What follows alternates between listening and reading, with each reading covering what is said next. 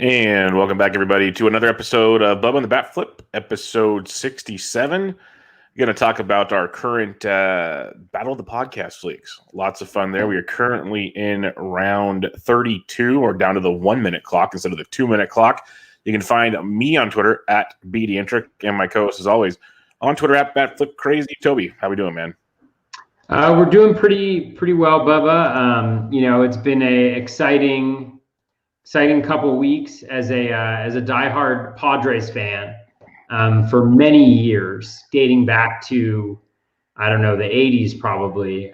Very exciting, few weeks for me, especially with my boy Joey Musgrove going there. But as you can tell by for those of you who are listening to the podcast, you can't tell, but I'm wearing a Padres hat and a Blue Jays hat because I'm actually struggling to decide which team to root for this year. I mean, I've made, as somebody who has committed my life to fantasy baseball, I no longer really root for a single team. I think my heart kind of rests with the Mariners a little bit, like in real life. But I've decided that I'm just going to buy the hats of teams that compete, that like spend money in free agency. So, I mean, the Padres, the Blue Jays are great. Thinking about getting some other hats maybe too. So everybody needs to help convince me which fan base to really go with this year. So we'll see how it goes. On that criteria, you got to go to the White Sox. Then they've been the third most active team. Yeah, but they also got Tony La Russa. I was gonna get a White Sox hat. I had the hat. Well, there's a couple options for the White Sox hats, but I will probably get a White Sox hat too as well. So we'll see, but it's good. It all is good. Moves are starting to happen, which is exciting. Obviously, the fantasy impact of those moves is also really exciting. Cracking some jokes on Vlad Jr. on Twitter. It's a good day today. It's a good day today. How about you, Bubba? How are you doing? I am doing well. Just another great day drafting, and Toby bursting my Rowdy Tellez bubble right before we recorded. But I'm holding out hope there. Holding out hope that continues, because that's going to sting. But we'll talk more about stuff like that when we recap this Battle of the Podcast league. And the quick run through I will give everybody before we actually get into this. It's 15 teams. It's I want to say 13 podcasts, maybe 14, because there's a couple of duplicates. Like, I know you and I share a show, but we have our own teams. There might be actually individuals on all the other ones, so that's good. But 15 teams, draft champions format, 50 rounds. We're in round 31.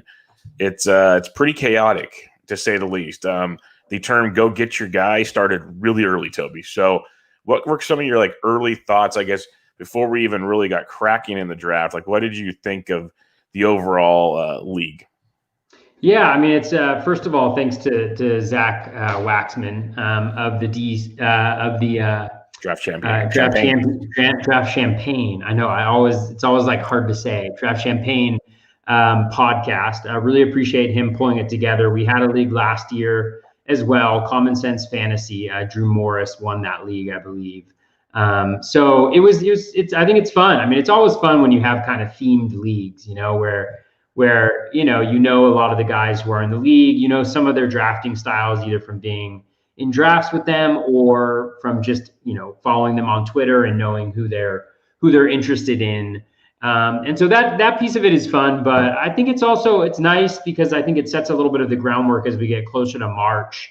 I think the board that we saw this time around, I think it's pretty similar to what we are likely to see as we get closer to March, at least in NFBC drafts, where pitching is at a premium. And so I really found it actually an incredibly helpful draft as we've gone through it to kind of think through a variety of different issues, from KDS to just roster construction.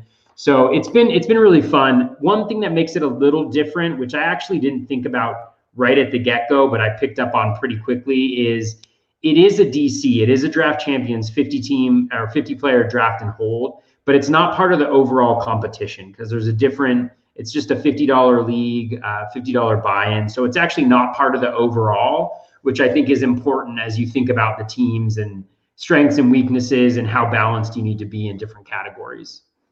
Yeah, no, that's one thing I guess that helped me, because this A is my first ever Draft Champions league, and B, I don't play in tons of overall competitions. So I think that helped me a bit because there are a few teams in this league that the jokes could make. The people could pay for the DM, the draft DM we have. I can't keep up with it. I don't think Toby can keep up with it, but there's guys in there going like 24/7. And what I do catch is very entertaining and very knowledgeable stuff. But there's some of them, the trash talking is at a peak level, very peak level. So there are apparently a couple teams that are just going for the overall, like Matt Williams. That's a common trend going his direction. But yeah, I get what you're saying. A little more balanced makes a little more sense to me, at least. So we'll see how that pans out. Definitely. Yeah, the chat has been something else. I've just been dropping in occasionally just to drop some not truth bombs, but just enter into the fray for a little bit and then hop right out so my emotions aren't hurt too badly. It is a wild west in there. So if you have thin skinned, it's probably not the best place to hang out. Let's put it that way. But the other thing I will mention from that chat that's pretty cool to see is I always call him Jorge. It's George Montanez, but he's with Mike Curlin on the Bases Loaded podcast, and he's picking second, and he's quote unquote sniping people left and right, mainly Dave McDonald, which is fun to snipe because he's the most vocal about it. But apparently Jorge is just crushing this draft according to these guys. So I'm curious to see how that pans out. That's for sure. Definitely. Yeah. I mean, it's a lot of sharp folks in the industry. So it's been a lot of fun. So yeah. But one more thing before we get into our deal, our teams, it is fun because, like you said, you either read these guys, you've talked to these guys, you've listened to these guys, so you kind of know how they're going to draft. Like you have Eric Cross, he's got his young guys, like that. You expect that one to come. Simeone, he's got his guys. You got the Rotosaurus guys doing their thing. There's a couple curveballs here and there, like Mason's always a wild card. But for the most part, now that we've been drafting with him, and then I've seen his boards and his other drafts, he's got a trend that I'm starting to pick up on. Matty Williams, he has his guys. Like this is almost, or not Matty Williams, Matty Davis. It's almost identical to the Barf draft. The way he's got certain guys, he has circles. He's going to get them all of a sudden. So it's kind of fun. It's fun to see it, but there are definite curveballs that we will get into here as we break it down. All right, you had pick 14. I had pick 12. Now, this is a professional podcast. So I'm going to ask you now, do we just want to go round by round? Do we just want to give overall thoughts of chunks of picks? How would you like to go about going over 30 picks? Because if we go pick by pick, we'll be here the entire evening. Let's go 2 picks by 2 picks. Like just kind of what we were thinking with each turn, because we're both kind of towards the end of the draft, you picking 12, me picking 14. So we kind of, I think in a lot of ways, when you're drafting like that, you kind of got to pick them 2 at a time, because chances are, you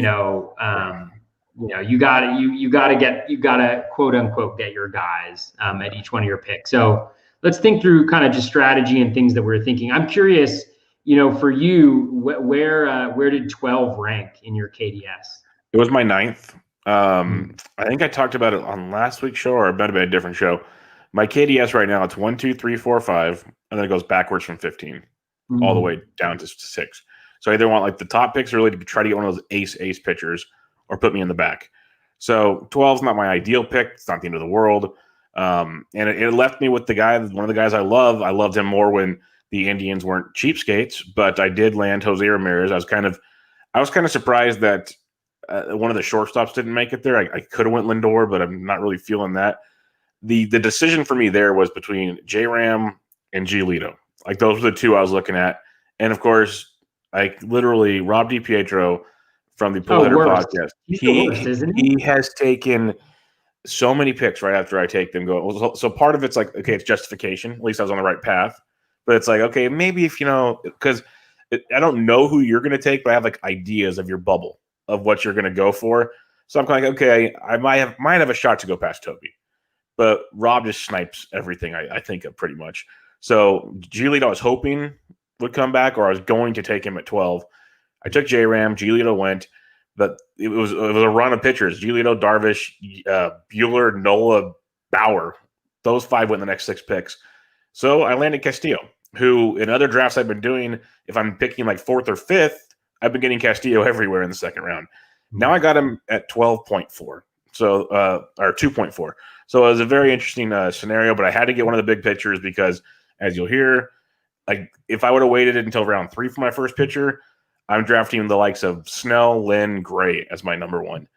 Don't love that. So J-Ram, Castillo, that's where I went. I got a bat I like, 5-category guy. We've talked about him in depth on this show many times. It does stink that the team's getting worse around him. He's still going to get all the at-bats. He's still going to hit in the middle of the order. I think if the team's even worse, there's zero reason not to let him run.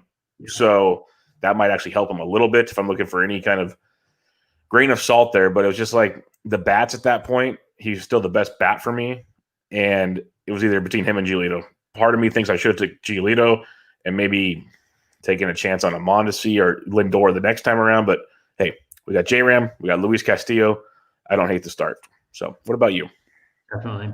Yeah, well, I think one thing that's super interesting that you pointed out is I think Giolito is a guy on the rise. It's funny to say that, like, and I think we've mentioned this on podcasts before, but I really see by the time March rolls around, I think he's going to be firmly entrenched as the number 4 pitcher. And I was actually hoping to get Giolito at 14. Prior to this draft, in the draft champions, the earliest that Giolito had gone was 14. And so Rob DiPietro, who has also been a thorn in my side throughout the draft, you're not alone there. He drafted Giolito at 13. I went Darvish at 14. Darvish had been my number 4, but I don't know. I just think that Giolito, it's hard to poke holes in what Giolito's been able to do in the last year and a half. And so, and I think the strikeout numbers could be phenomenal. I think the division is better, and obviously I'm not weighing these things a lot, but I think when you're kind of tied on 2 guys, I think it's reason to maybe lean one direction or the other. So I was actually hoping to get Giolito, but not bummed out to get Darvish. I know folks have questions about injury around Darvish. Obviously, he's been healthy the last year and a half, and he's been very good for the last year. I think the cutter is really a game changer, and when you look at his repertoire, it's deep. And every pitch, generates a good amount of swings and misses. The velo's there. Everything that you want in a starting pitcher is in a good situation. So I felt good about Darvish, although I did want to start with Giolito. And then going around, I definitely wanted to do pocket aces. I think I've talked before on the show how I lean more heavily towards pocket aces when I'm drafting towards the back end. And with my KDS, this was actually, I think, my 6th. I think I started off like with 5, 6. And then I went 4, 3, 2, 1 or something like that, because I really want to get one of those 3 studs. I'd prefer to get Garrett Cole or Jacob deGrom. But and then Nola, I don't have Nola on any teams. And so I kind of leaned him, although, Buehler would have been the only guy that I was probably considering here too. I do like Nola a lot. He doesn't have the fastball maybe that other guys have, but with the pitch mix change that we've talked about, the curveball and the changeup, and just the heavy usage of both of those pitches, generates a ton of ground balls, always among the league leaders, in terms of like both CSW and hit the percent of pitches that are balls, so 2 of the leading indicators for both strikeouts and control. I really like that start as well. And I really like when you're drafting towards the end there, you really have the opportunity to get some very good hitters coming back around. And so with that, I'll turn it over to you for your number 3 and number 4 picks. Yeah, it was just wild. Like I knew pitching would go quick, but that turn pretty much shows you everything you need to see. And then 1, 2, 3, 4, 6, 8 more guys go after Castillo. It was pretty wild. But my 3, 4, I finally have a share of Eloy Jimenez. I honestly, in this chat room or in this draft room, I know how much Eloy is loved by this draft room. I was shocked he made it back to me. I really, really was. I figured, whatever. When I saw him there as one of the quicker picks I made the entire draft, I was like, oh, okay, I will take that in 2 seconds. Let's go. We don't have to elaborate on him too much. We talked about him in the outfield preview. The power, pretty decent average for a big guy that's in the middle of the order. A great lineup to be in. Like he's not going to steal a ton of bags, but I tried to address that later in my draft. So what Eloy brings to the table, I'm all aboard there. And coming on the wraparound for my 4th pick, I got my 2nd pitcher, who's a guy I've been targeting quite a bit. And it'll be interesting. It's Sonny Gray. And I love Sonny Gray. It's going to be interesting. Does Sonny or Luis Castillo get traded? Which one of the two? Or do I have two Reds? The Great American Small Park 2 to 3 times a week. That's going to be exciting. But Sonny Gray, I just love what he's doing there in Cincinnati. He's got his pitching guy. Strikeouts are there. Ratios are there. I think with Castillo and Gray, for not getting two pitchers and, like I say, pocket aces in the first two, but getting two guys in the first four, pretty happy with the way that panned out. So Eloy and Gray. So I have two bats, two arms through four. And I think it's got a pretty solid base to what I need to go with my team. So I was actually pretty happy with that 3-4 turn that I did not think was going to happen that way. Definitely. And some interesting, some other interesting trends that I noticed is I think this is the year that kind of JT Realmuto's price is going to reflect pretty close to what, how good he really is, because I'm starting to see him right there at the 2-3 turn. So right around pick 30, barely after that. In our draft, he went at 28 to Drew Morris, who also had him last year, I think when he won. So that's really interesting to me, as well as Rafael Devers. I think the early season discount has pretty much disappeared on him. And I've started to see him going earlier on in the third round as well, which is fascinating just because I think, the guys that kind of get pushed further down. One thing I do think is kind of a challenge when you're drafting towards the turn there. So with my third pick, I picked up Whit Merrifield, who I do like a lot. I was down on him last year for sure. The price was driven up based on the previous season, and I just wasn't sure if the speed was going to return, but it returned in abundance last year, and so I'm less concerned about that. There's no concerns around Matheny not running him. I just think that's part of that team's identity now, and we didn't see a drop off there. The contact skills remained in place. So you're talking about an elite batting average, elite stolen bases, and then you should get a decent number of runs coming from him. The RBIs and the home runs aren't necessarily going to be great, but one of the things around this 3-4 turn, I think, is while I think there's a lot of really good hitters, a lot of the guys that go traditionally, right? So normally around here, based on ADP, you're looking at Devers, you're looking at Arenado, you're looking at Bogarts, you're looking at Rendon, Jimenez, Bregman, guys like that, Abreu, Albies. So, there isn't a ton of speed necessarily there. There's some really good hitters, but not necessarily speed. So I was glad to get Merrifield. I was thinking about starting out with Witt and then going with Starling Marte, but he went on the turn. So Alex Bregman fell to me, which I'm always super happy to get there. Obviously doesn't bring the speed, but the batting average is there. I think this past year was a fluke. And so pretty happy through 4, just have really solid offensive guys, a pretty balanced approach in general. And then I've got my 2 aces as well. What did you feel about your picks 5 and 6? I like the point you made about the steals, and that's kind of, I think, drives back the point if you're not going pocket aces early. That's why I think I went with a J-Ram over the Giolito at that time, going, okay, worst comes to worst, I got a 20 to 25 stolen base guy here, and he should still hit for decent power and whatnot, because there is that gap of speed unless you go and take Alberto Mondesi, but now he's up to the middle of the second round in our draft, so he's not going to be in the round 3 anymore and stuff like that. So you'll get your speed guys later, like we'll talk about, but to get that kind of elite 5 category guy, you need to get them early. Otherwise, you get really good 4 category guys. There's no doubt about that, like Eloy. But J-Ram, I think it kind of helps justify my thought process there. But for 5, 6, like you mentioned, still just more pitchers flying off the board. We got a couple closers, or at least Chapman's off the board now. The first closer goes in the middle of round 5. Yoan Moncada is up to middle of round 5 now. I don't know if that was quote unquote, experts draft, because we've seen a lot of guys starting to write about the price tag on Moncada being wrong, but that stinks for a guy like me that's been pounding that table for a long time, because now I'm going to have to actually pony up instead of enjoy the discount there. But for my 5, 6, we talked about it on the shortstop podcast. It's like shortstop super deep, but you get to a certain spot and you're like, I need one of these guys. So I grabbed Javi Baez. It was like that, or Bray Swanson gets back to me in 7, 8, which he wouldn't have. He went in 6, or it's roll the dice and go to Simeon. But it was already at the point in round 5 where you were getting sniped left and right, which technically you could have had the pick by then. but it's one of those where you're looking at, you're not, succumb to ADP, but you're using it kind of as a reference, and you got guys getting jumped pretty high. So I jumped on Javi Baez. I'm a believer in the bounce back ability.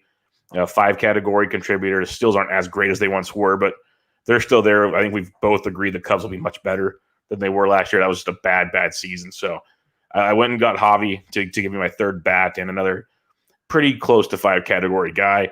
And then on my 6th pick, I got my 3rd pitcher. And I'm a big Zach Wheeler fan. I know there's controversy with Zach Wheeler in the industry. What I wanted was Dylan Bundy, but he went on the turn to Govier. He went early too. Yeah, I figured. Compared to where he goes traditionally in ADP. That's kind of where I was like thinking, okay, he'll come back to me. That was the whole thing where all of a sudden I'm starting to be like, you know what, screw this. I'm just going to start taking guys. Like, this is ridiculous because I haven't seen a draft where Bundy's gone that high. But so I went with Wheeler because after Wheeler, it's like Jesus Luzardo, which we've talked about the concerns there. Sandy Alcantara is cool, but like strikeout upside with Wheeler is there. Like I can't get the overall package of Alcantara, but I can get lower strikeout guys that can eat up innings later. It was just a weird dynamic. You have some Ian Anderson, Julio Urias, Zach Greinke. So Wheeler stands out to me as like, I want to get that guy as my 3rd pitcher. So I didn't get 3 and 5 rounds. I got 3 and 6 rounds. I'm totally fine with that. I've seen some guys actually start doing drafts with not taking a lot of pitching early at all, and I'm starting to be okay with it if you're aggressive to get the other pitchers you need. But I'm not always that aggressive, so this strategy works for me. So Baez and Wheeler, give me my 5, 6, 3 pitchers, 3 bats. There's a trend. Toby used it in his team example.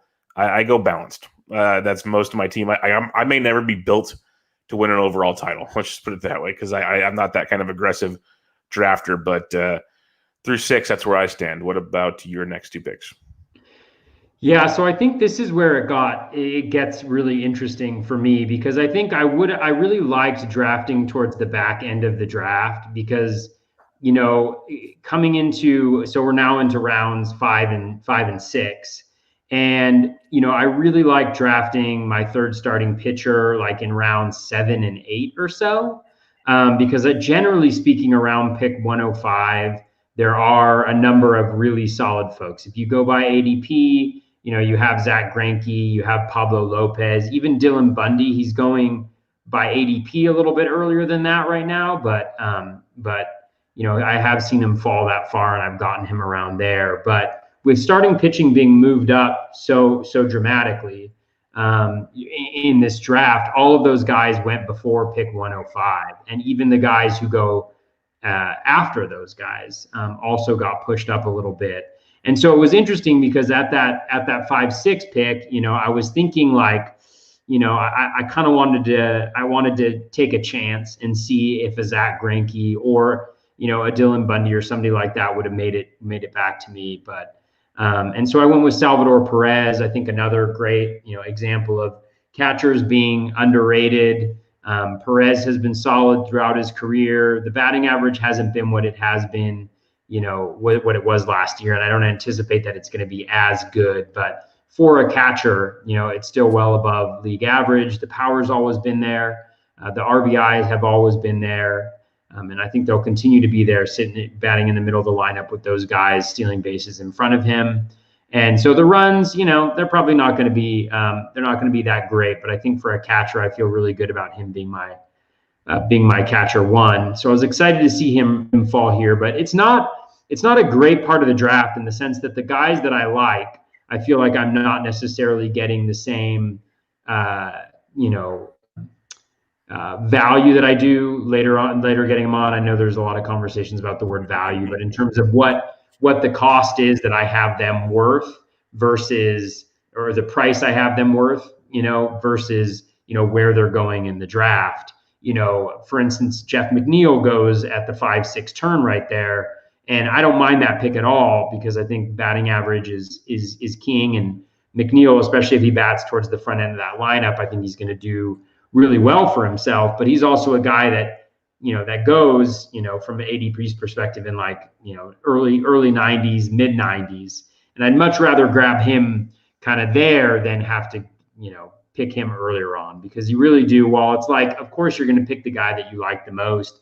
and ADP is just a guide. It doesn't feel as good drafting them, early on. But I was excited that Gleyber Torres made it to me. Surprisingly, I have him on a bunch of teams this year. He just seems like one of those guys that drops, and I don't know whether it's a consistent ADP theme or not, but I'm really excited to get him there. One thing that I'm trying to focus on a little bit more early on in drafts, I think I've been hyper focused on batting average and stolen bases in the past, which I think is important. Oops, I've lost my earpiece here. I think that's really important, but I also think that I maybe in prioritizing those pieces in previous drafts, I've taken maybe a little bit too risky of players in this portion of the draft. And so getting a guy in Torres, who I think, was clearly injured and not himself last year, still very young, in the relative middle of that Yankees lineup. I think he's going to have a high batting average.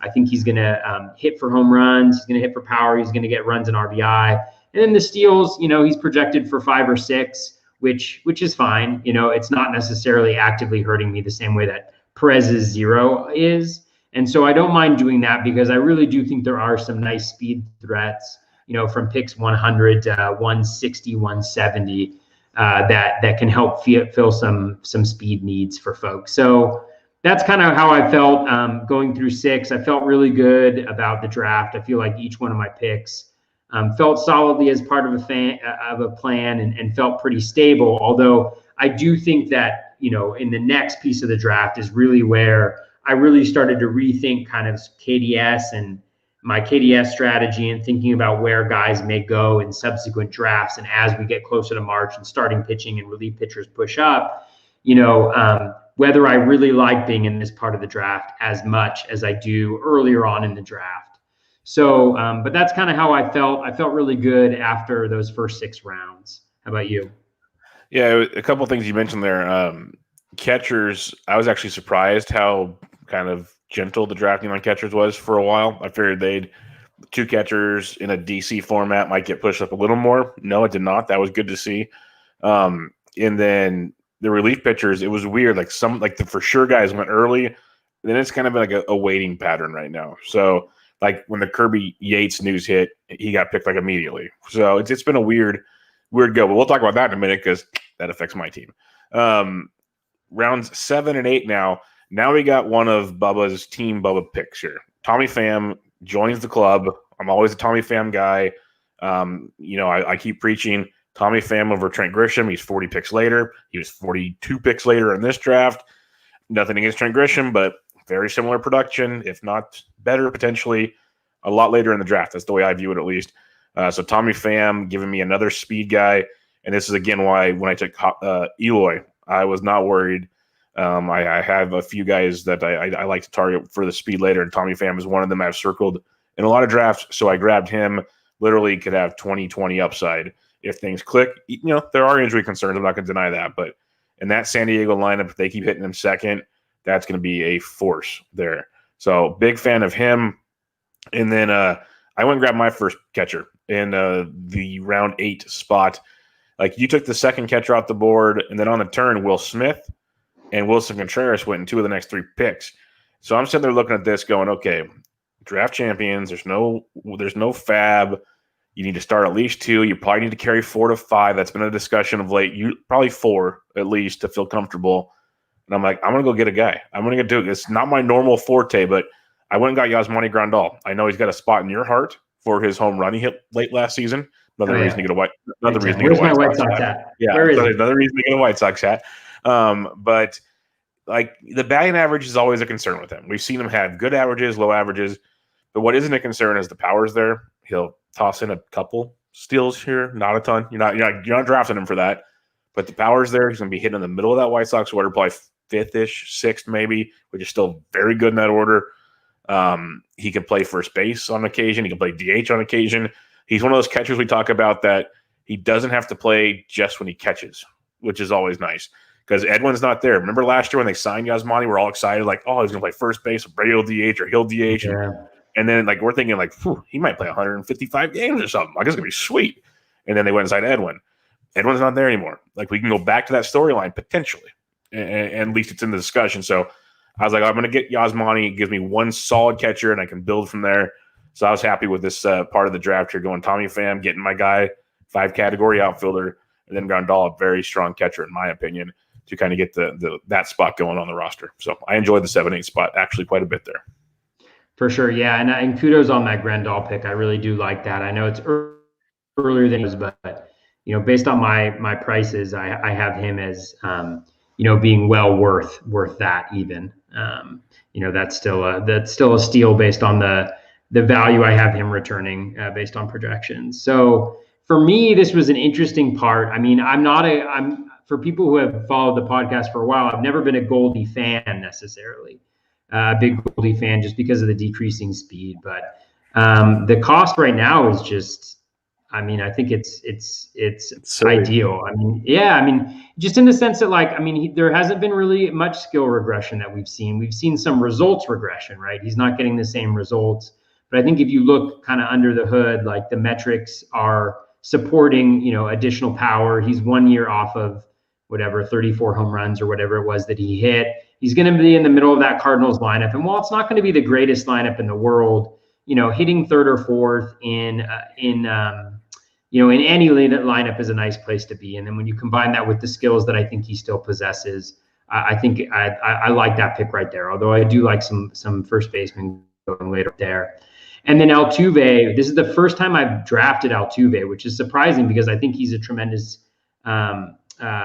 he's tremendous at the cost that he's going at right now, I think. And, I think we're really putting way too much stock in 2020. And I've talked a couple times on the podcast that if you combine his postseason stats with his regular season stats, it changes the narrative a little bit.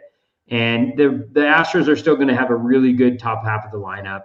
So I just think he's really good. And so right here, even though I already had Merrifield at second base, I just felt like at this point, I kind of decided, because my traditional SP3 targets that go around this spot were already gone. I considered Gaussman. I considered, I didn't really consider Musgrove just because he was going way too early. I considered some of those guys. I even considered Lamet a little bit just because he had fallen so far in this draft. But I just felt like the difference between those guys and maybe some of the guys that I could get around pick 180 or so just wasn't as significant as the difference in some of the hitters and the foundation that I could build, on the team. And so I ended up going Goldie and Altuve here, making it the 2016 All-Star team right now. But I felt really good about the base of the offense that I was building. And since it isn't an overall, I felt a little bit less pressure to really, kind of add on. And in the past with the pocket aces strategy, I've talked about, the fact that you really do need to hammer home, a number of hitters in a row. And so like last year in some of the mains, I think, my SP3 was like Joe Musgrove at around pick 180, 190. And so I don't feel terrible about doing that. I do want to have that third starting pitcher in there, but given it isn't an overall, I didn't feel as much pressure to do that. And so I went with those guys. I was a little sad to see Wilson Contreras and Yasmani Grandal go there. I was hoping that either one of them or Dalton Varsho would get to me in the ninth. I do like all three of those guys just because I think, with Varsho, I don't think he needs to play a full season to return the value. If you look at his projection right now, it's for 400 plate appearances, if he meets that projection, which I think is like 13 home runs and 10 stolen bases, then, he's about the 120th ranked player on my spreadsheet. So I still think he returns it there. And then you get to supplement that with another catcher that you can pick later on as a solid catcher 3. But, I was hoping that either Contreras or Grandal might get back to me in round 9 and 10, but that wasn't to be. So it reminds me, first on Varsho, there was news that came out today that he might start in Reno this year, which is interesting. So that's something to keep an eye on because they said it, and I like what they said is they only want to keep him up if he gets every day at bats. So that's good. You don't want to waste a young prospect just sitting on the bench. So something to keep in mind for those drafting Varsho. Keep an eye on that. It reminds me now when I saw the rest of the Rizzo, Goldschmidt, Altuve picks there, I mentioned I took Grandal because the catchers were going, which was true. Like that really forced me to take him. But I remember when I was taking Pham, like I was taking Pham the whole time, but I had the idea in my head that Rizzo, Goldie, or Altuve would make it back to me because they're the boring but good player because I didn't have a second baseman yet, didn't have a first baseman. Like you mentioned, there's first basemen later on you like, but I didn't want it to be forced to take one of them if I didn't want to type thing. Like I don't want to reach for them, which I don't think I feel like I did when we get there, but I kind of like the idea of Rizzo or Goldie. Didn't happen. Altuve was there. Didn't happen, but Grandal I will gladly take. Rounds 9 and 10 now, I made one pick I really like, one pick I like, but I'm not sitting easy with. Let's put it that way. But Tommy Edman, multi-position eligibility, which I like a lot. He's the second base. Didn't get Altuve, so we get Edman in there at second base. Going to help you a little bit in every category, leading off for the Cardinals. We've talked about all those goodies there. And basically by the end of round 10 or 11, I feel like I've already locked up what I need for stolen bases that I don't have to focus on as much. And that was kind of a goal going into this because, there's a lot of guys you can take. And you kind of did a lot of that too with your next few picks to lock up some steals. Honestly, your next, your round 10 pick is the guy I wanted to take instead of the guy I took in round 10. But I'll let you discuss him in a minute. But Tommy Edman, I like that quite a bit. And then on the way back, I know I reached on him. And I almost took Dylan Carlson, who went 2 picks later, so it kind of made me feel a little justified. But what happened was, after I took Edman, I had some guys circled, steals guys. Well, Toby takes Buxton. He can talk about that in a bit. Then he takes Andres Jimenez, the guy I wanted to take. Then Victor Robles goes off the board by DiPietro. And I'm sitting there going, crap. Okay. Because if you look at the next crew of outfielders and a lot of other positions, there's not much steals coming off the board the next couple rounds. So I went and grabbed Tavares. We've talked about Leody Tavares, the upside potential there leading off for the Rangers. There's a lot of downside potential as well. He's a very big ceiling to floor gap player. I'm not going to deny that at all. But the fact he's going to be leading off on a Rangers team that should not have an excuse to bench him at all, unless he's really, really bad, I'll take my chances with that. It's a DC. The other reason, I talked to a guy, someone on Twitter goes, what? Because the draft board's public. So someone said, well, what's Bubba doing taking Tavares in the 10th round? That's a stretch. I'm like, yeah, you're not wrong. You're not wrong. But A, this board is full of stretches. That's for sure. And B, in a 50-round draft, I feel confident I can fill stuff in later that if somehow he has tanks, I can replace him. My next pick in round 11 we'll talk about was part of the contingency plan in this system. So I took Tavares. That might not pan out. Could be great. But Edmonds Tavares gets me some speed I need and some other goodies in round 9 and 10. What about you? Yeah, so for me, this was kind of interesting. I mean, I have never drafted Byron Buxton before, and he fell. And obviously, 134 is still an expensive, pick to spend on Buxton. But when I just look at what he's been able to achieve, and obviously he's been injured, but whenever he's been healthy, he's performed recently. The batting average has not been the liability that you might expect with some of the plate discipline issues. Obviously, it's a smaller, sample, but, in 295 plate appearances, 262 and 135, 254. You did have that shortened 156 in 2018, but, it's a long time from now, and he's hitting the ball hard. He's got some pop. He's still stealing bases. And while he only stole 2 bases last year, I just have a feeling that the Twins are going to be a little bit more active on the base paths this year, because depending on who they add via free agency or, calling up, I do think that they're going to need to have a little bit more speed. They're not going to have the same power, whether Nelly resigns or Eddie Rosario. I'm just not sure that they're going to be as explosive of an offense as they've been in the past. And with that being said, I think Buxton may need to run a little bit more there. So again, an interesting pick. I wanted to maybe have, at least one Buxton on at least one of my teams. And so I was able to accomplish that. And I really like Andres Jimenez, who was my pick at 138. I knew he wasn't going to get back to me if I let him go, just because, I know that I know you like him. I know that Jake and Dave really like him. So I was confident that he wasn't going to get back to me, at pick 164. And I love the multi-position eligibility, the second, third, short. I was hoping that Edman made it to me, As you know, I love him just like you do.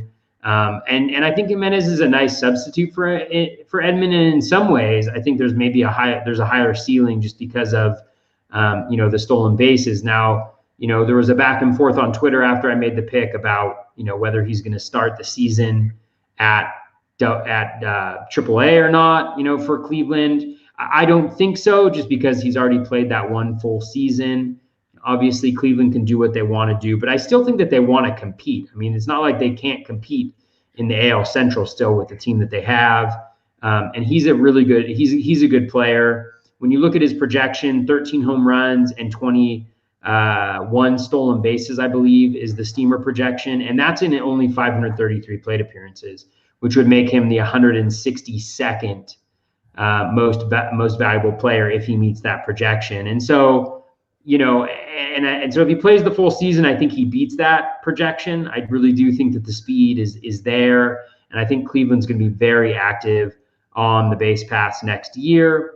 And he's got that multi-position eligibility, which is nice. And he fit a need for speed, right there where I felt like I wanted to go maybe with that position flexibility over an outfield slot at that point in time. Obviously, maybe a little bit of a boom or bust pick, but I think even if he starts out in the minors, as long as he gets those 500 plate appearances, I won't be too sad, especially with the depth that I have at kind of middle infield and corner infield as we kind of move through. So maybe for this one, do you want to cover like the next chunk of picks, maybe the next 5 picks or so that you had? Any that stood out to you as being ideal? Because I know everybody wants to hear us go pick by pick here, but maybe some of the trends a little bit more. Yeah, no, I'll just quickly go. I said I had a contingency plan on Tavares. So in round 11, I went Andrew McCutchen. For those that have followed me long enough, Pham, McCutchen, those are 2 of my guys. So if I can put that stability on my roster, I'm there. And then I just kept it's like a Bubba team, which you'd hope it would be, but I was getting sniped in certain spots. So, and there's outfield runs. There was a few other runs, but, I went and got Kimbrel for as many closers that were going off the board. I was happy to see him there in round 12 because with all the instability at closers right now, I'm pretty confident that's his job in Chicago. And he pitched really well later last season. So like that, got Chris Bassett, a pitcher I like as my SP4. Mentioned reaching on first baseman. I don't think I reached for Rhys Hoskins, but I like him a lot this year. So I grabbed Rhys. And then the last one in this range here, Jordan Romano, who at the time around 15 I was super pumped on getting. And then Kirby Yates happened today. And so now I'm not super pumped on that anymore in round 15 because, going after him, there's not a ton of closers that went right at Greg Holland. I think I might still rather have Jordan Romano than Greg Holland. But there's just a lot of kind of middle tier pitching going on runs. There's a lot of kind of guessing on bullpens going on runs in this 10 to 15 range. And then, I don't know, there's really nothing crazy trend-wise going off the board here.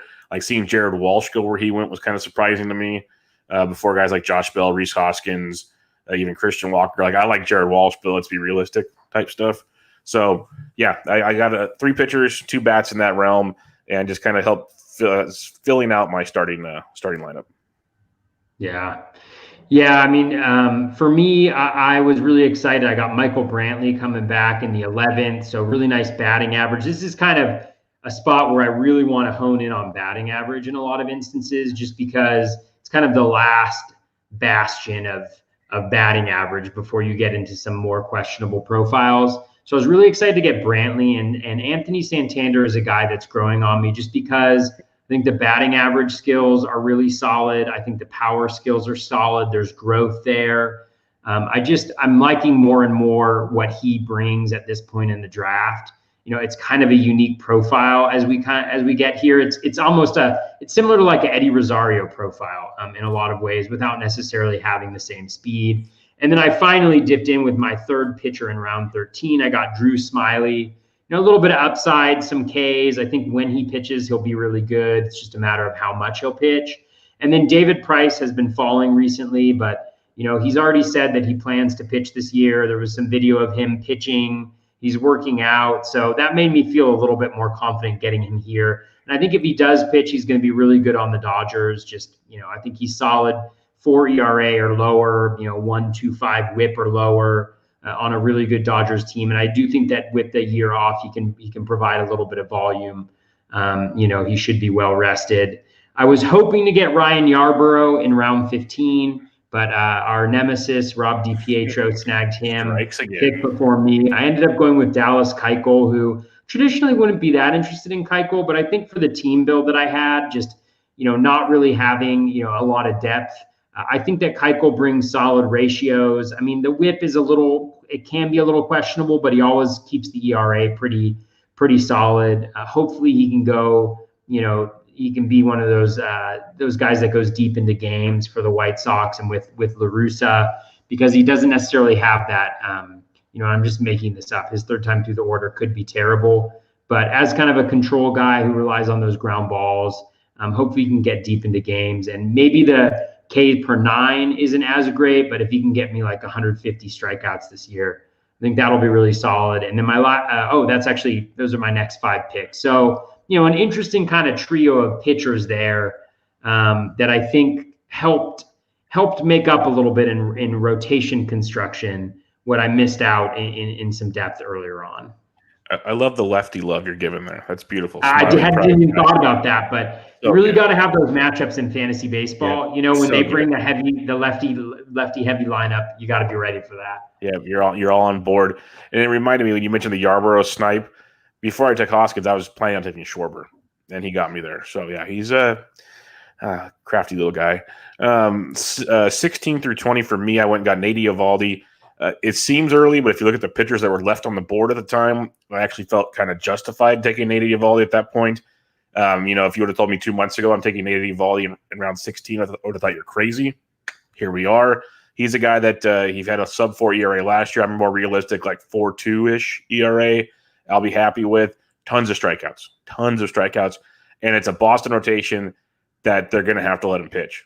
Like, they don't have a choice. Their rotation's so bad, he needs to eat innings up. So I like the Eovaldi. I took Rowdy Tellez, who I said earlier in the podcast. I love Rowdy this year. Everything screams, go get Rowdy. And then they signed George Springer, which for now, Rowdy's playing first base as long as Vlad Jr. can play third, which he plays defense at third base as well as Edwin Encarnacion did, and that's why he's got the nickname E5. So keep that in mind. So that's going to be very interesting there. And then in round 18, I grabbed Aaron Hicks, and that's a guy that I think is going criminally too low right now. And then maybe I'm in the minority here, but he had a very rough last season. He was injured off and on all of last season. Even when he was playing bad, the Yankees still hit him in prime spots in the early to middle of that batting order. He's going to do it again this year. 20-plus home run upside, decent batting average. If he's in those spots in the order, lots of run production as well. So I like Hicks a lot at this point in the draft, and he'll even throw in some steals. And then at pick 19, in a DC, positional flexibility is crucial. So Joey Wendell is a guy that I love in these formats. 3 positions he's eligible at. He's got a little speed, a little bit of pop. He's not going to be like an overall stud, but his flexibility is tremendous. He's going to pretty much play every day for the Rays no matter what. And then round 20, a guy I've been finding myself draft a ton pitching-wise, Spencer Turnbull. His improvements year after year has been great. He's just like Dave Swain tweeted it out the other day. He's a pitch mix change away from being very, very good. So I like Turnbull quite a bit. Hopefully he takes that next step again this year. But this point of the draft is more about kind of getting a little bit of upside, but still some stability for me at this point. So I was pretty pumped with these picks. Nice. Yeah, for me, my strategy throughout the DCs has been to kind of lean into the uncertainty around closers, so to target them later on in drafts. I started that out with Greg Holland. Seems to have access to the saves in Kansas City, at least to start the year. He did towards the end of last year. I think Kansas City will be a decent team this year in the AL Central. And so I think, you're just going for kind of roll there. I was a little sad that my boy Yuli Gurriel didn't make it to me in the next pick. Rob DiPietro made sure of that. Thanks, Rob. But I did get Yadi Molina, who was my catcher 2 target there. Again, I like the batting average that he provides while not necessarily hurting you in home runs. And he also provides a chunk of stolen bases, which is nice there. So he's got a sign, but I think more and more the signs kind of point to him, re-signing with the Cardinals at this point in time, which I think would be an ideal scenario. they know each other well. I think he continues to get the majority of plate appearances, which is really nice. Was happy to get Carlos Santana in round 18. He filled a corner infield slot that I needed and a little bit of power. Early on, I feel pretty good actually throughout the draft, pretty consistent with power. I think like the lowest projection for any of my hitters for home runs. So I have Molina at 13, and I do have Jimenez at 13 and Merrifield at 16, but no single digit guys. And I just think Carlos Santana, while the average may be slightly problematic, he's going to hit in the middle of that Kansas City order. He's going to play every day. He provides runs and RBI. He's going to have some pop. I think it'll be really nice. Jordan Hicks is a guy that I've found myself drafting quite a few shares of, which I'm not sure how I feel about it, but I do think that he's going to be the closer in St. Louis. Every single time he's been healthy, he's been the closer. Health is obviously an issue, but 2 years ago when he was young, he was the closer. He started out in 2019 as the closer before going through Tommy John. From all indications, he's looked good. And I think in some Mining the News, it sounded like he was going to be the guy if he was ready. And so I'm going with him there. I also think that there's some later St. Louis Cardinal relief pitcher options that may also get a look at saves if he doesn't go. And so, I didn't mind going there, maybe a little bit of a mistake. And then Justin Upton in round 20 is a guy that I've gotten pretty consistently when I need power late. He showed really nice flashes of being his former self toward the back end of last year. He's now got not a lot of competition in that outfield right now. And he's going to be hitting in a nice little spot in the lineup behind some OBP guys. So excited to add him in there in pick 20. What about the rest of the draft for you? Any picks that kind of stand out in the next 10 that you wanted to highlight? I was happy to have Hunter Harvey fall to round 23, where closers were struggling quite a bit. I liked that, and then just some late pitchers that I was taking with DeSclafani and Steven Brault. DeSclafani around 28 going to the Giants. I think he's not going to get a Gosman-esque type change, but I like the upside of leaving Cincinnati can't hurt anybody. So I think in a format like this, I like a guy like DeSclafani quite a bit. But other than that, it was just kind of filling in my spots for the most part. A couple catchers, Luis Arias for batting average assets, little things like that. Chad Pinder, flexibility, nothing too crazy. Then on out, and that's what you're going to see. 15 teams, 50 rounds. You're going to get deep in the player pool. So there's going to be a lot of just kind of taking shots here pretty soon. Totally. Yeah. It's interesting, like the roster construction and how DCs are different than your traditional leagues. I feel like I'm pretty consistent. I kind of subscribe. I think I've gotten to the point where I subscribe to the Phil Dussault, form of drafting DCs, which is focus on hitters, early, and then just pretty much all pitchers later on. So that's kind of what I did. I went for some guys who have access to consistent playing time, some speed, because I think that was a little bit of the weakness, that I had in building my team. So with the JP Crawford, with a Robbie Grossman, I think guys you should see, every day at bats, pretty high up in their respective lineups, with a little bit of power, a little bit of speed. Crawford, the power is a little bit of a question mark, but he had 33 runs, I think, in 200 or so plate appearances last year at the top of that lineup, and I think that lineup's going to be a little bit better this year. And then, one of the things about, right now and leaning into the uncertainty around closers, I already have Holland and Hicks. I added Jose Leclerc, who appears to be the closer in Texas, and then Chris Martin, who appears to be saving closing chances with Will Smith, in Atlanta. So I have kind of four access to saves in 4 spots potentially right there. So kind of going in a bulk approach with the bullpen. I got my first share of Trevor Rogers, who I really liked on the back end of last year. The results weren't pretty, but some of the underlying metrics were fantastic. 2 of my favorite late round targets, Miguel Cabrera and Gregory Polanco, and then adding some depth with Alex Reyes and Keegan Aiken. And now it's just going to be like, throw all your pitchers, against the wall and see what sticks for the rest of the way. So how are you feeling generally about like the way your squad has filled in? Real quick, I wanted to mention Cal Quantrill was a target that I really liked. So I like that pick a lot for you. And then Alex Reyes. And then also Keegan Aiken, literally like an hour before you picked him, I was DMing Alex fast about him. So that was like creepy. that. I was like, what in the world? But yeah, for my roster, I'm happy with it. At this point in the draft, we should all hopefully be happy with our teams. I think it's just really balanced. I don't think I have if this was an overall, I'd have no chance. I'm very, very aware of that unless everything struck right. But I guess the biggest thing I could be concerned with, and it could bite me in the butt, is I don't have a ton of positional flexibility. I think I have 3 or 4 guys. But in the end, you pray you don't get too many injuries. That's just the way you're going to have to go about it. But I like it quite a bit. Now, like you said, it's just kind of I have a big queue of potential pitchers, and then a couple other guys. The bats are just atrocious. And that's why you mentioned the Phil Dussault and it makes so much sense in a 50-round draft. He said you can get pitchers that are the 4th or 5th pitcher in a starting rotation that's going to start every 4th or 5th day. But hitters wise, you're getting the platoon outfielders and stuff. Those suck at that point in the draft. So it's you just don't want these things. I just picked Chad Pender in round 32. That he's projected to start right now because no Marcus Semien, but we know Chad Pender he starts 3 days a week, maybe if it's a heavy lefty week. And those are great weeks to play him.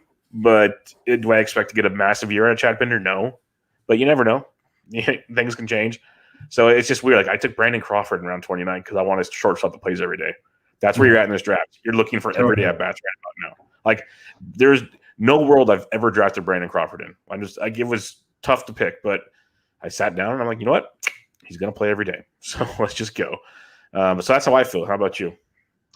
Yeah, I feel pretty good. Offensively, I feel great. When I look at the projections for my team, it's one of the better offensive teams I've built, I think. In terms of goal of 80th percentile, my batting average is projected at 266. Goal is 268. I'm 98% to the 80th percentile goal on runs, 96% of the way on home runs, 103% of the way for RBI, and then 95% for stolen bases. So across the board, I feel pretty good about that. I do feel a little weaker than I normally am in hitting depth. And I've got a number of multi-position eligibility guys. So I think that there's flexibility there, or at least a couple that are multi-position eligibility guys. So I feel pretty good about that, but I do feel a little vulnerable on the offensive side in terms of my depth. And then the pitching, I don't feel great about the pitching. I think I like the 2 aces, obviously, to start off with. I like Drew Smiley. I'd prefer him to be a 4 than a 3. So it's kind of I'm one back in a lot of my pitchers. I want my SP3 as my SP4. The guy I'd want for my SP4 is my, or my SP5 is my SP4. So definitely some weaknesses, but feeling generally good. I'd feel worse if it wasn't overall just because of the pitching. The lack, I think, of depth and the reliance on some guys having a little bit of breakouts. But overall, I feel pretty good. It should be a really fun league. I'm excited. I'm excited to see how it all plays out. Yeah, it'll be fun. And we'll recap the end, just kind of final thoughts on it next week when we will be done. We'll probably actually recap all those goodies for you then. But for now, the favorite segment of the show, listener questions. So we got some good ones this week, and we'll kick it off with our buddy Mike Curlin, Sleepy K. What do you like about Nola and Darvish? This is to you, since you took Nola and Darvish over Castillo, who I took in round 2. What do you like over Nola and Darvish, with Nola and Darvish over Castillo? Would you tier them together and chalk it up to preference, or is there something that concerns you with Castillo? So how do you differentiate those 3? I think the major difference for me is the control. So both Darvish and Nola, Darvish in particular, since he's developed the cutter, has just been phenomenal from a control perspective. Walks had been a little bit of an issue previously, but not anymore. So the whip is you always feel like it's going to be pretty respectable when he pitches. So I don't think Darvish and Castillo are in the same, in the same category for me, at least. No offense, Bubba, to your SP1. And then with Nola, his control metrics, the walk percentage hasn't been great, I don't think, the last couple years.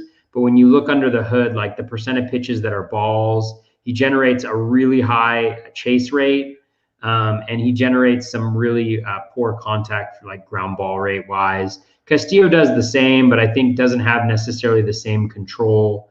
And so I guess there's been, so I guess Nola and Castillo are fairly similar to me. I think Darvish is in a separate tier there, but I also didn't have any Nola at all. I would definitely always go Nola over Castillo, I think, but yeah, so they're close enough, but I like Nola more. Yeah, no, I have Darvish ahead of both of them pretty easy as well. So that's not a slight at all. Nola and Castillo, I agree, are pretty similar. I go Castillo over Nola because I think if the controller improves, which is a big if, we have not seen yet, so probably won't. But if it did, his ceiling is so much higher than Nola's. So that's where I differentiate. But you're picking at straws, like you said, they're so close. You look at the ADP; they're 21 and 24. They're the 9th and 10th pitchers off the board for a reason. Like they're not that different from each other. So I have no problem with that at all. Literally, if someone takes Castillo and Nola's there, I'd probably take Nola. Like it was just kind of how the cookies crumbled around that loop. That was the next best thing because I wasn't taking Scherzer and I'm just not a Flaherty guy. So it was Castillo or wait for another pitcher, which really sucked. So I wasn't going that route. Dave Petroziello, yes. In November, I was with you and Bubba and not liking Brandon Lau, where he is going. Upon further review, I've changed my mind, and I took him at pick 68 in a main event satellite yesterday. 30-plus homers at second base and maybe 10 bags and improving contact. He likes it. In the month of January, in Draft Champions, Brandon Lau is going to pick 75. High of 62, low of 97, or vice versa, however you want to say it. So what are your thoughts on Brandon Lau, like at pick 68? Are you still out on that? Yeah, I'm still out on it. I mean, a lot of it is the batting average. I just think there's huge variance in the type of profile that he has. And so I'm not really interested in it. I mean, the thing is like, yeah, the home run production could be great, but I can get, 25, 30 home run guys pretty easily, I think, throughout the draft. And so I'm not I'm not really focused on that. And then I think, 10 stolen bases, seems a little high. He did have 5 and 327 plate appearances in 2019 and 3 in 2020. Projection systems project him for 6. And so I just think that I think when you strike out as much as he does, you see the inconsistencies that he's had, and he doesn't necessarily have that carrying trait necessarily, outside of maybe power, which again, I think isn't a carrying trait that I'm really like looking at that closely. And I think the floor for batting average is fairly low given the volatility in his profile. So again, I can definitely see the case to be made for why to draft him. But for me, it's just a profile that I don't think is all that, is all that special. And just from like a projection, if you put his projection into my valuations, he comes out as the 203rd ranked player. And I think that's because the batting average is projected at like around 250. And, so yeah. Yeah, no, I'm with you. I still can't stomach it yet. I see the upside maybe in an overall. That's great and all. Satellite, maybe not so much. I also don't believe 30 home runs is a regular thing for him. I really don't. Like, he showed the power, but then we saw last year when he slumped even in the playoffs, like it hits a wall. Like, it's not just like a minor slump. It's bad. So that concerns me at that point in the draft. That's where I still steer clear of that, especially when you get an Altuve like you did later in the draft, or you can get a Tommy Edman. It's like, tell me what's so different about Tommy Edman and Brandon Lau besides maybe 30. Like, in a year where he hits maybe 20 home runs, what's the difference between the two? Like, really? And that's where it gets interesting. So, something to think about. Ben 10 at Breaking Ben _T asks, Toby, what are you going to do when Perez Salvi goes back to hitting 235 to 268? Quite the gap there. It's 68. That's a professional number there. With 20 homers like he did his 5 seasons prior to 2020. If you couldn't tell, I think he's being way overdrafted this year. Yeah. What's your thoughts, Toby? I mean, the thing is, if he produces any of the seasons he produced when he's played, I mean, I'm totally happy with that at catcher. I mean, obviously, you're hoping he doesn't hit 235, which is his career low. He's projected at 262, which is probably a bit high, although, when you look at some of the StatCast metrics, and StatCast metrics do regress, I mean, his exit velocity, was terrific, barrels, career high. So he's still making that really solid quality of contact. And that 235 came on a 245 BABIP, which just doesn't seem, it's way below what he's had throughout his career. So, I mean, if he hits 250 and he hits me 25 home runs and he gets me 80 RBIs and 55 runs from, the catcher, I mean, I'm totally fine with that. If he gets me that, then that means that he'll probably finish the season as a top 3 catcher, which, again, I'd love for him to hit his ceiling, which I think is there in his projection, which if he hits that ceiling, according to my valuations, he ends up being a top 25 player, out of everybody. That's a risk I'm willing to take. I don't have a problem with it. Yeah, no, I'm with you. I don't think he's a 235 hitter. You said like the BABIP and all that goodies, and I'm with you there. Like, and he was also banged up. So I'm gonna say he's healthy and we're ready to rock and roll. And you get 20 plus homers, closer to 30, like you said. The projections love him. I don't see what's not to love about him. He's young. We talked about it before, like that year off when he had surgery. That can't be a bad thing for a catcher. Like, it really can't be. So, and he's still super young. Like, yeah, I'm good with Salvi as a catcher too off the board any day of the week. Todd Whitestone asks, question: did Bubba draft too many stolen bases and Toby too few? Bubba has 116 stolen bases from 8 batters: J-Ram, Baez, Pham, Edman, Tavares, Kutch, Hicks, Wendell. Toby has 77 stolen bases from 5 guys: Merrifield, Buxton, Jimenez, Bregman, Altuve. Is Toby more bullish on these 5? And he used the Steamer projections to get that. So basically, he says, you have 5 stolen base guys. I have 8 stolen base guys. Did I have too many? Do you have too few? What's your thoughts? Yeah, I mean, it's a good question. I think I might have a little too few, but it's not an overall, so I'm not as concerned. Based on my spreadsheet that I have, I'm projected for 117 stolen bases, with 123 being the 80th percentile goal. And so I feel pretty good about that. I also drafted JP Crawford and Robbie Grossman as 2 of my early bench guys. And so that makes me, feel pretty good about it. I drafted a lot of guys that while they, there's a couple that have a pretty low stolen base total, but, I have a lot of like Torres, who's a 5 or 6 guy, Bregman, who's like a 5 or 6 guy, Upton, Brantley, those guys are all projected for about 5. And so, I need to look in maybe a little bit more depth to see whether I agree with that projection total. But, with some of those guys hitting it, some of them hitting under, some of them hitting over, I think the potential for Jimenez to go, a good chunk over that if he gets to 600 plate appearances. I think those are, I think I feel okay about it. And I think I added a little bit to supplement that. And I think there are maybe some guys later on in the draft who may be able to supplement that a little bit more. But I think out of all my offensive categories, I think stolen bases is definitely the weakness. Yeah, I might have too many, but part of my plan, as I mentioned here, is when I took Tavares, if he pans out, it's gravy. There's also the concerns. That's why I was still kind of aggressive. Like, if you take the 22 from him out of there, I'm sitting at 94, which now you're kind of more in a realistic pattern there. So that there's kind of the caveat there with Tavares, and he could be way more than 22. We've talked about that potential too. So I think I'm okay for now. The bright side is it wasn't just all rabbits, so it doesn't really crush me too much in that respect.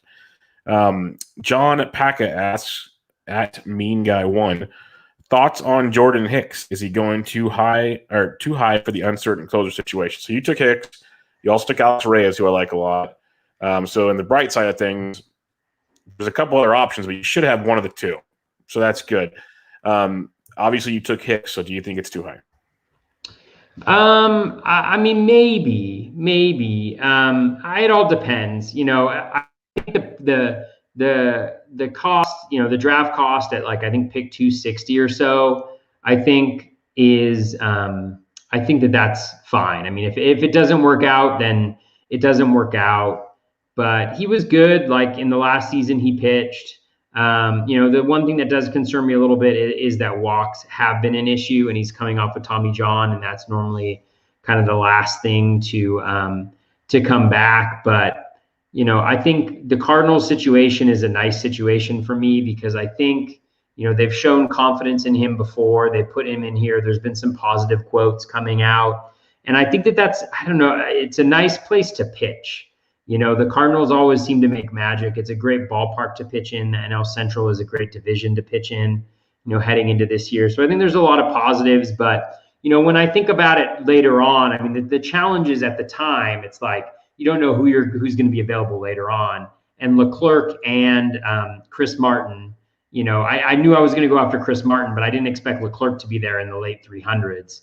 And so if I knew he was going to be there, then maybe I wouldn't have gone after Hicks. But I think having 4 guys that appear to have some sort of access to saves is a good number in these DCs because in the DCs, you don't need to, what you're kind of, the way I'm thinking about it is if I get lucky and I hit on a bunch of guys, then I end up with a bunch of saves, right? 60 to 80 to 90 or something like that. If some of them hit and some of them don't, then I end up in kind of the 30 to 50 range, which is fine in a DC. And then if I don't hit on any of them, well, I hopefully should be able to compete still with the way that I construct my teams.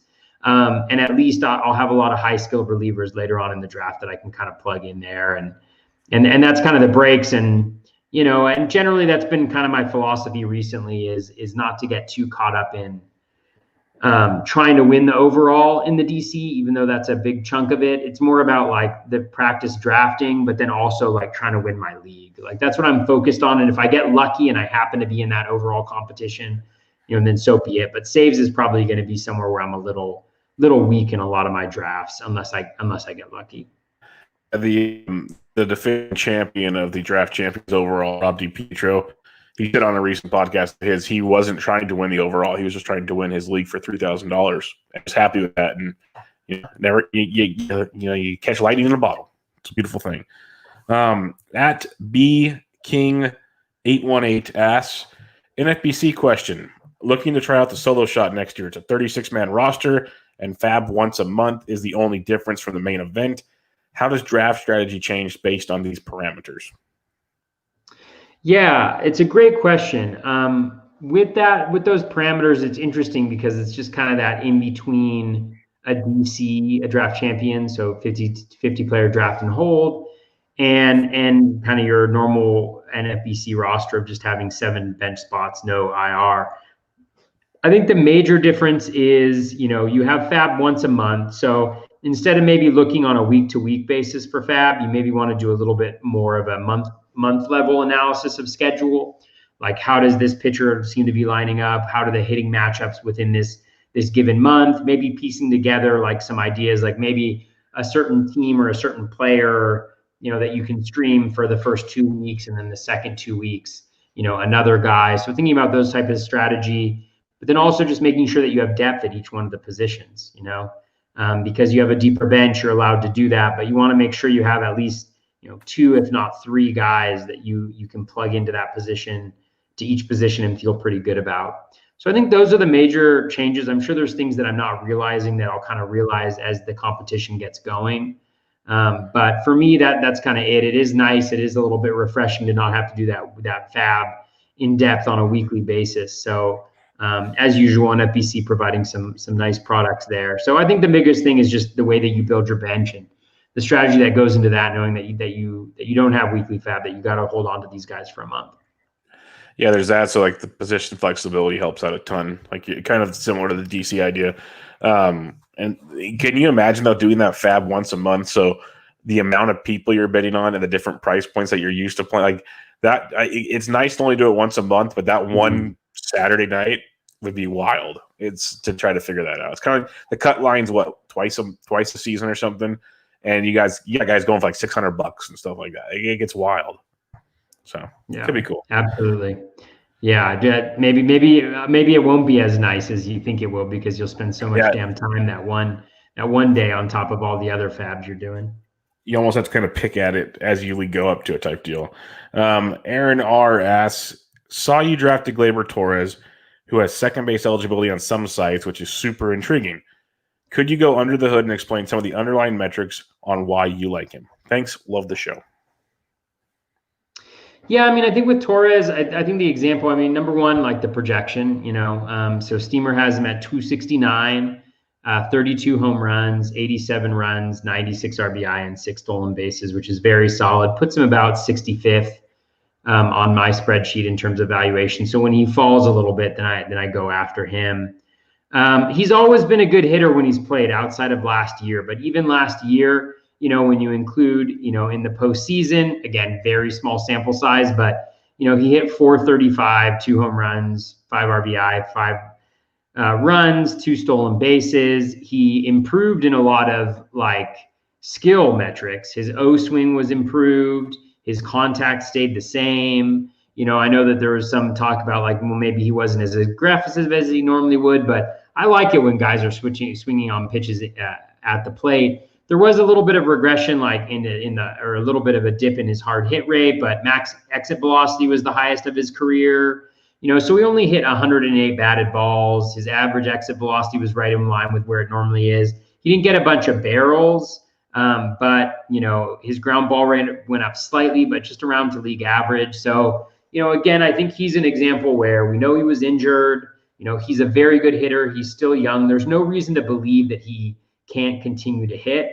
And you're getting essentially a 3-round discount from last year for exactly the same player, I think, with maybe just a very small sample size of poor hitting. So I think I'm not concerned at all about Gleyber. I think he's a guy that kind of falls into this bucket of he's a good hitter. He's like a really good hitter. I'm not too worried about him doing poorly, and he contributes a little everywhere. So that's how I feel. I don't know about you, Bubba. I've been torn on him. He's a guy that last year I didn't want at all, so that panned out pretty well for me. But part of it was price point last year, and he's obviously going at a better price point this year, so that helps out a lot. So it kind of factors in if he does struggle a bit, you didn't pay a premium for him.